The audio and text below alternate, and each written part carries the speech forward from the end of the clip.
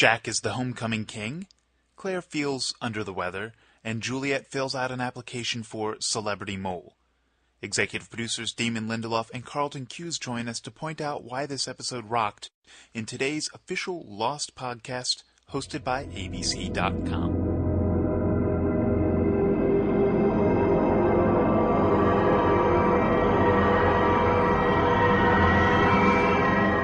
Welcome to the podcast for Catch-22, which airs Wednesday, April 18th from 10 to 11 p.m. on ABC and the next day at ABC.com. We'll have executive producers Damon Lindelof and Carlton Cuse here in a bit to reveal why is Catch-22 and other preponderous questions inspired by its novel title.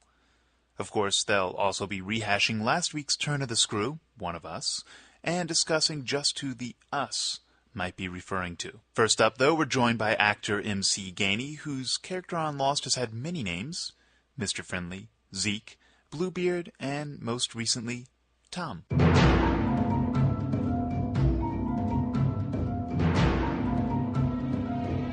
Okay, guys, welcome to the official Lost podcast. We're here today with M.C. Gainey, who plays Mr. Friendly, a.k.a. Tom. How are you doing, sir? I'm doing great. How are you doing today? So I wanted to start off by asking you, I guess you actually know executive producer Carlton Cuse from a previous show.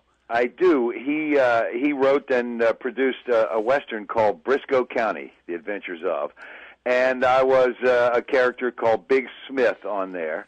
And that's where I met him and fell in love with the way the man writes. Well, so what was that conversation like when he approached you to be part of Lost? It was very brief. I said, Carlton, I spent 10 years getting away from television. The grind of television was wearing me down. I'm just doing movies now. But if it's you, I'll do it, not knowing what I was getting into. I just, I went to Hawaii without a script, without any idea who the character was. And here I am 3 years later, and I'm still not quite sure who he is. Well, and the first time you showed up on the show was so iconic when you kidnapped Walt. Oh yeah, out of the clear blue, this friendly bearded sort of sailor who's the rescuer turns out to be something loathsome and horrible. The off season was really tough on me because everywhere I went, people just were giving me dirty looks, and they were like, "What are you going to do with that boy?" They were assuming I was going to do something horrible, of course. And how much did you know about your character at that point? Did you even know what his name was? Let me give you an example of how little I knew about that character. Let's take it on halfway through the second season. I'm running through the jungle barefooted, bearded, wearing ragged clothes. I get the script, and it says they found my beard in a locker. It was only at that moment that I realized it's a fake beard.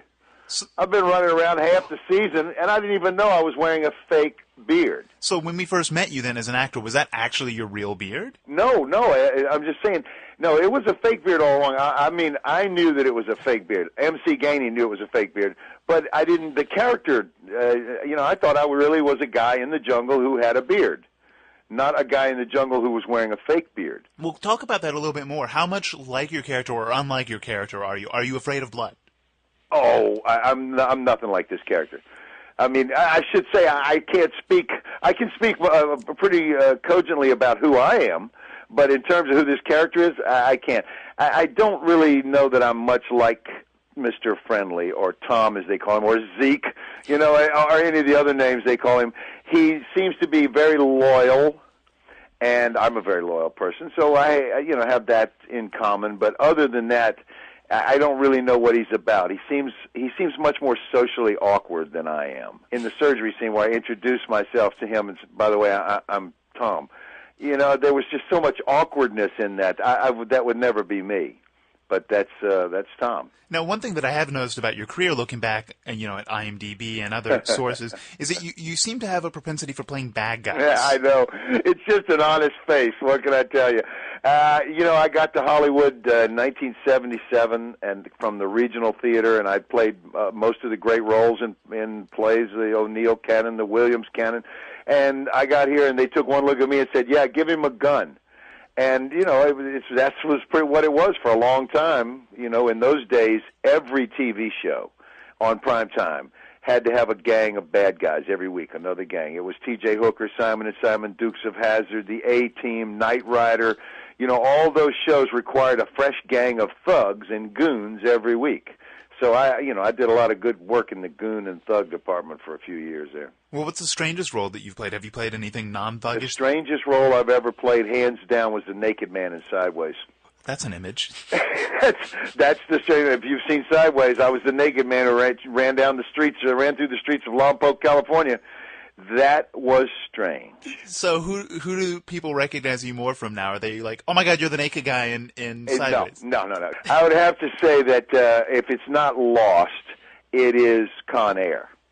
Interesting. That I'm most recognized for. Con Air apparently is a film that has been seen by every adult male and female in our society in the last 2 generations.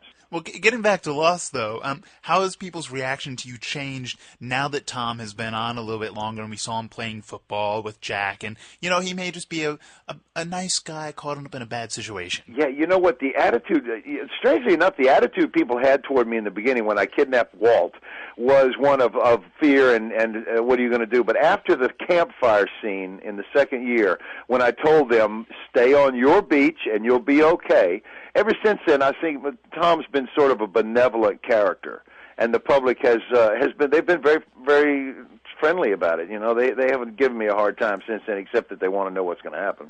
And that maybe I've just been around so long, and also since I took off the beard, I mean, I really haven't done that much to people. You know, I'm conversational. When I had them in the cages, locked in the cages, I never put a hose on them or hit them with a stick. You know, I mean, I really have been trying to go the other way. I mean, before I knew the character's name was Mr. Friendly, I was still trying to be friendly because somebody on the island should be. Or is it just that you're trying to keep your character from getting killed off?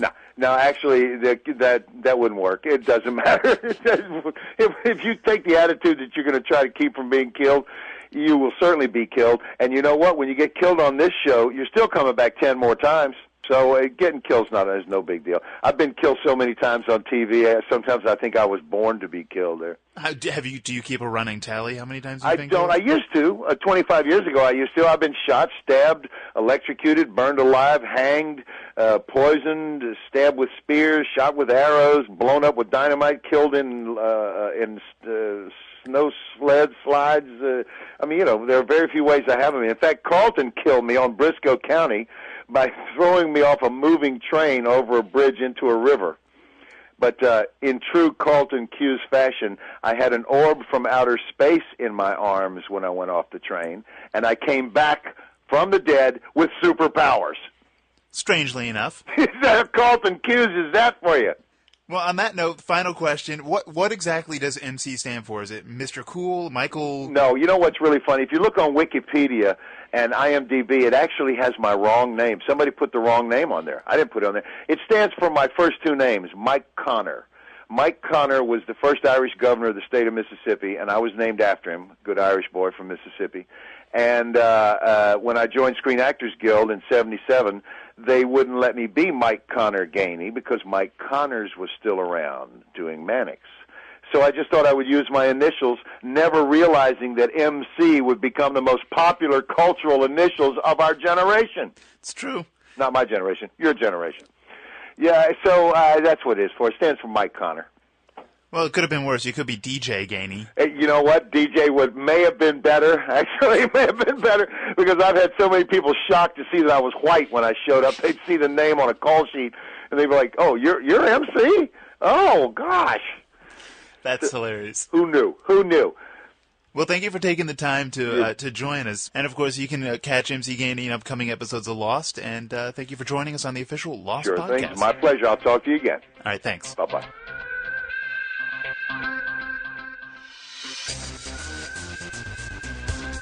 All right, welcome to yet another Lost podcast. I'm Carlton Cuse. And I'm Damon Lindelof.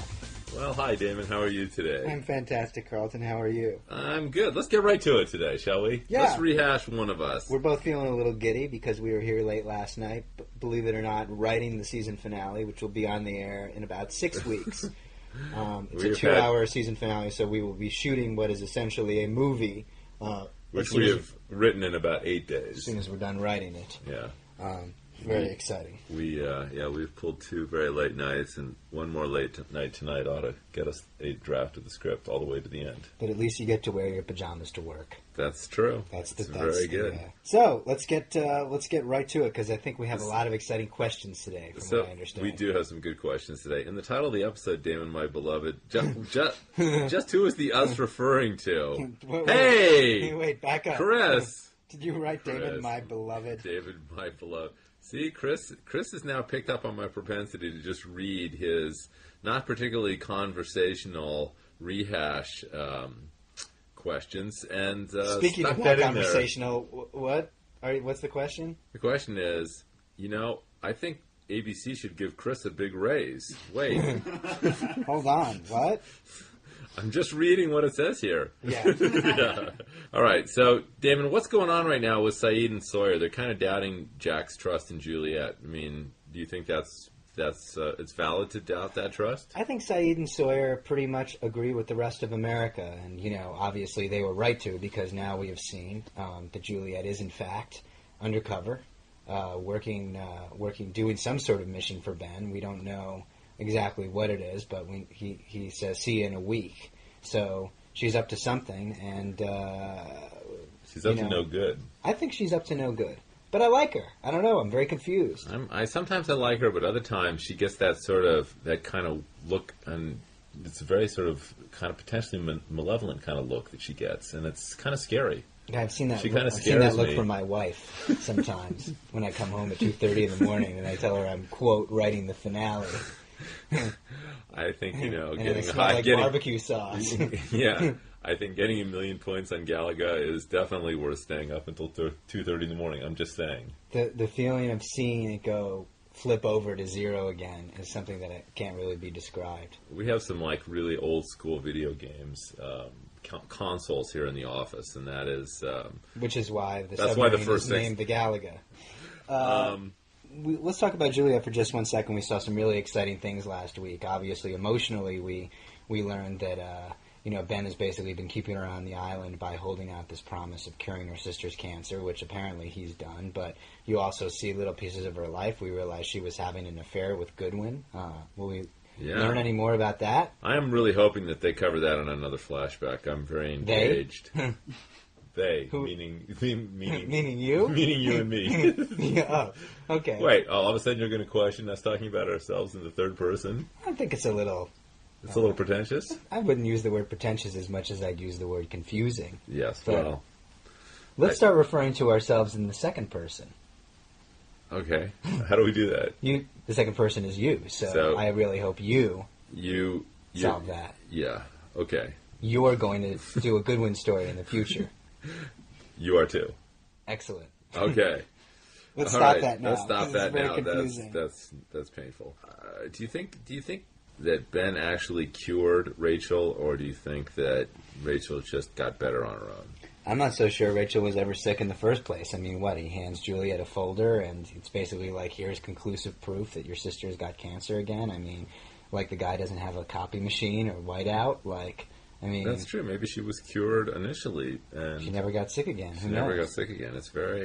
Ben's very manipulative. But I will say this: every time that we've thought that Ben lied on the island, he actually sort of comes around the end and says, I wasn't lying. In fact, I was telling the truth. So, but he does lie sometimes. I can't. I'm hard pressed to think of a single lie that he's told. Other than that he wasn't in others. Yeah, other than that. But, that was just a white lie. And that he was Henry Gale. His name was Henry Gale, and he was from Minnesota. Yeah, that's probably would qualify up there. Yeah. All right. Well, One of Us was a good episode. I think a lot of people liked it, and Juliet is going to be making a lot of interesting moves in the near future. So keep your eyes peeled for that. But next week we have an episode called Catch 22. Yes. And that should be very exciting because it's another Desmond episode, right? Yes. And I think if it's a Desmond episode, we probably are going to be seeing a few premonitions, aren't we? Yes, and since Desmond's premonitions almost exclusively seem to focus on Charlie getting killed, we might be getting back to that storyline as well. Do you think Charlie's going to die? Do I think? Yeah. Do you think? Do you think Charlie's going to die? This week? Yeah. I don't know, man.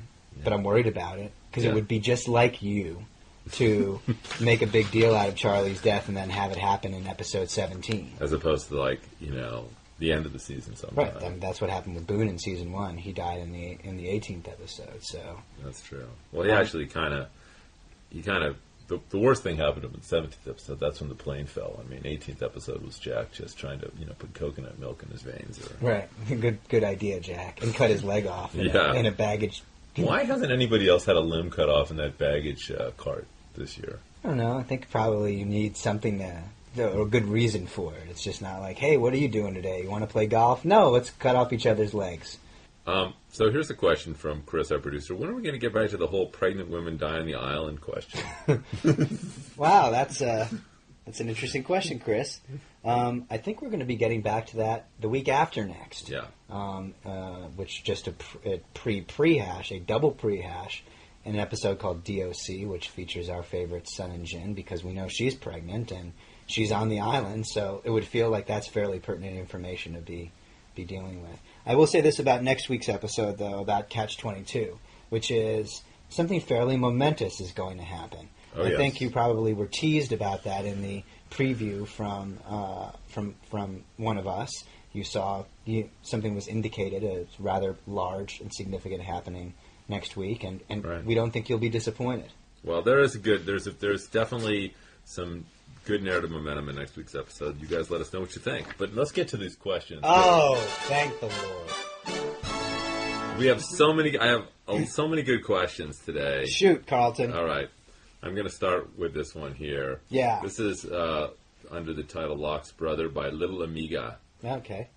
Hey, Carlton and Damon. I write you from Spain. I am a big fan of Lost. Congratulations for the show.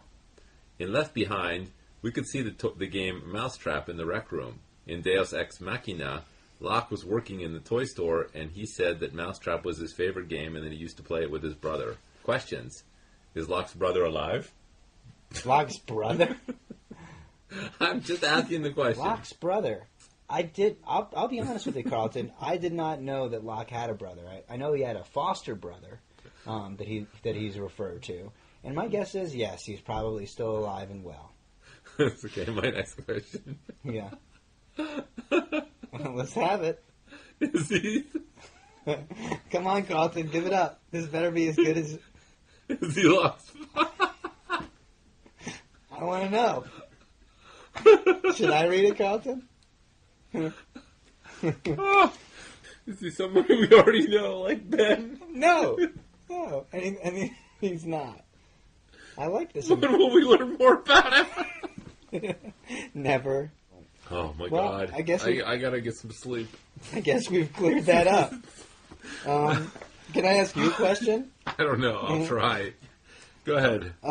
Was the mud scene with Juliet of importance by Carlton's banjo? Hi. I'm aware that Lost tries as much as it can to avoid meaningless scenes. That's underlined. So how ended the wet, sticky scene with Kate and Juliet and Left Behind on the show? Bears it any real significance, or was it just for the fun of television?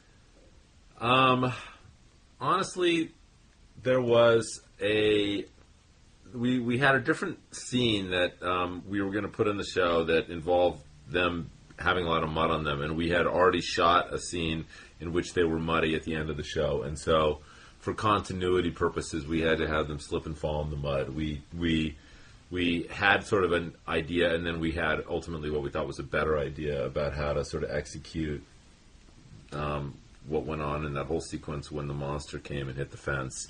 Okay, Damon. This is from Miss Diane, one post in the last 90 days. I don't understand referring to expose episode.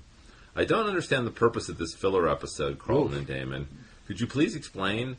I get that now we know how they're connected to the other crash victims. But seriously, what does this have to do with anything? I'm so frustrated. I was so relieved when you went back to the actual storyline the following week. Thoughts? Ideas? Interesting. Well, expose is actually, I would say, as far as episodes that we've ever done of the show, created a varying degree of fan reaction. Some people say it was the best episode we've ever done, And some people say it was the worst episode we've ever done. Some people say it was filler. Some people say it was amusing. So it's kind of hard to respond to that question other than to say we had an idea for Paolo and Nikki to introduce them. People have been asking us since the beginning what's going on with the castaways in the background. We introduced them. The backlash was instantaneous and unanimous. And we felt that we owed the fans and the viewers of the show expose, at least to explain what the original plan was. We were really proud of it, and I think it was a little bit more of an anthology episode for the show, but I think it's unrealistic in a show that is now 72 episodes in that every episode is going to be chock full of plot momentum. I mean, I think it's entirely reasonable, and we sort of by necessity have to have episodes that aren't super narratively propelled. They're on an island. They are on an island, sitting on a beach. The good news is, for you at least, Nikki and Paolo are in fact buried and dead. They are not. And they will not be back until season 7. They're not reaching out of the ground until the zombie season. Right. There's another thing you can clear up, Damon. Yeah. This is from Faciana A. Don't even bother. Yeah, I won't. I recently posted a topic in the plot forum regarding something I'd read stating that either Damon or Carlton had said that there was a vital clue in the pilot episode. It turns out this topic has come up several times, but no one could ever cite the source. And now I'm asking definitively, did we all miss something groundbreaking in the pilot? If not, had we at one time missed something that has since been discovered? It would be awesome if you guys could clear this up. A plot, a mystery in the pilot? Yeah, something. I think this must be a false rumor. I honestly can't think that there's anything in the pilot that we haven't addressed that isn't obvious to viewers of the show. There is no sort of embedded, secret, coded, undiscovered clue in the pilot that has not yet been unearthed. Kind of going down the list of the pilot mysteries that are presented, with the exception of Charlie saying, "Guys, where are we?" Right. I think pretty much, you've at least seen what moved the trees, and you know what Locke's secret was, and you know what the source of the French transmission at the end of the episode. You know what Kate did. You know what Sawyer's letter says. And even if it's a bit of an extrapolation, we know that the Alcatraz Island was a zoology station, and that Sawyer was locked in a polar bear cage. So you at least know that the Dharma Initiative was doing polar bear research, and that the polar bears probably escaped at some point, swam across the channel, and got on the island. So you even know, really, the source of the polar bears, if not necessarily the specific nature of the polar bear research that the Dharma Initiative was doing. Right? Right. Okay, so that's one mystery down. So that's down. We actually answered. I just wanted one question that was actually going to make people feel like some sense of definitive conclusion. Yeah, exactly. All right, I've got another question for you, Carlton. This is one that I've been hearing since last 2 weeks episode, Left Behind, and I think it's a good thing to deal with. Black Smoke Jumping the Fence by Jed Locke. Dear Damon and Carlton, I really liked last week's episode, this is a couple weeks ago now, but had major beef with the scene where Juliet and Kate are safe from the black smoke behind the other's fence. Why wasn't it able to go over the fence like Kate, Locke, Saeed, and Rousseau did in Par Avion? Could it not afford those expensive sneakers? Love the podcast, Jed. It really is, it's kind of, smoke monsters can't jump. I mean, that's kind of basically the bottom line. Interesting. And the sonic barrier is something, obviously, that the Dharma Initiative discovered at some point would be an effective way of repelling the smoke monster. And so it's not very smart, is basically what you're saying. Well, I don't think it's, even things that are smart have weaknesses. Right. Well, I'm not entirely sure why it does any of the things that it does. Like it looked like it was taking pictures of Juliet or something like that. Yeah, a little bit like sort of reading Echo, wasn't it? I mean, right. But obviously, it can get vertical because it smashes Echo against all those trees. So there must be something about that fence. But can it get vertical and completely detach itself from the ground? That's interesting. Yeah. Or if it can come out of the ground, why wouldn't it just go under the fence? It could. Well, it would need a hole to go underneath the fence, perhaps. Right. I would love to see that story, Carlton. I would love to see the Dharma Initiative trying to figure out how to repel the monster. I would too. That would be really awesome. Too bad we're never going to do that. Oh, I wouldn't count on that, Damon. I got something in my eye. You could actually do that story. I could? Yeah. You mean you could? Yeah. Exactly. That would be I was so trying to speak in second person, It'd but be I can't, really cool. I can't figure that out. It would really be cool to see the Dharma Initiative in their heyday. But nobody would want to see that because, it has nothing, it would just be filler. It has nothing to do with advancing the storyline. I mean, because it happened so long ago. I don't know. I'm gonna roll the dice and say you might be seeing a little bit about the Dharma Initiative in their heyday this season. Really? Yeah. Wow. That's exciting. I think it would be really exciting. All right, Damon, Yeah. Carlton, big fans of the show here in Canada. Deplane 78. And I read a while ago that Lost Video Game is coming out for Xbox 360 this year. First, can you confirm or deny this? Confirm. Yeah. Also, not just for Xbox, it'll also be PS3 and PC compatible too. And it's actually we were sitting here with the guys that are making it. Actually, are from Canada. They're from Montreal. Ubisoft, and they came down here the other day and they very impressive. Did a demo of some of the elements of it. It's really cool. It's actually going to be a pretty cool game. I think so too. Not as cool as Galaga, but what is? Well, I think that's a lot of questions today. Okay. I do want to take one special opportunity to give a shout out to a young man named Travis, who is a greeter at the ArcLight Cinemas, who basically came up to me and actually recognized me and said that he listens to the podcast and loves us, and that his friend would never believe that he saw me. And I said, "Is it that impressive of a thing?" So now, friend of Travis, haha, and you, it's true. Travis saw me at the ArcLight Cinemas. I was going to see Blades of Glory, which was fantastic. Wow. Cool. Well, and reminded me of you, Carlton, for various reasons. Well, I mean, it's because we're going to be taking that ice skating vacation once the season is over. We're going to be touring all the major ice arenas of Europe. So if you miss us on the podcast, you'll be able to find us. We'll be working on our triple Lutz jump. It'll be worth it just to see the costumes. Absolutely. Well, thank you guys, and we'll be back next week well rested. Yes, God willing. Bye. Bye-bye. That's it for this podcast. Join us again next week for another postmodern installment of the official Lost podcast hosted by ABC.com. We'll have commentary on our next episode, Catch 22, and more. Catch 22 airs Wednesday, April 18th from 10 to 11 p.m. on ABC, and the next day at ABC.com.